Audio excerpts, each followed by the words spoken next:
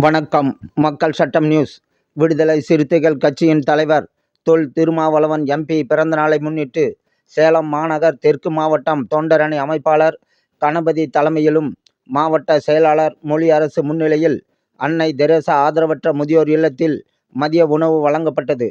இந்த நிகழ்ச்சியில் மண்டல துணை செயலாளர் ஆறுமுகம், சூரமங்கலம் பகுதி செயலாளர் பெரியசாமி, நிர்வாகிகள் தேவா, அஜித், கௌதம், கார்த்திக், லோகநாதன், தருமன், கார்த்தி, மன்னார், மணிகண்டன் உள்பட நிர்வாகிகள் பலர் கலந்து கொண்டனர். இதில் அன்னை தெரசா முதியோர்கள் திருமாவளவன் பிறந்தநாள் வாழ்த்து தெரிவித்து பிரார்த்தனை செய்தார்கள். இதனைத் தொடர்ந்து முதியோர்களுக்கு மாவட்ட நிர்வாகிகள், தொண்டர்கள் உணவு பரிமாறி திருமாவளவன் பிறந்தநாளை கொண்டாடினார்கள்.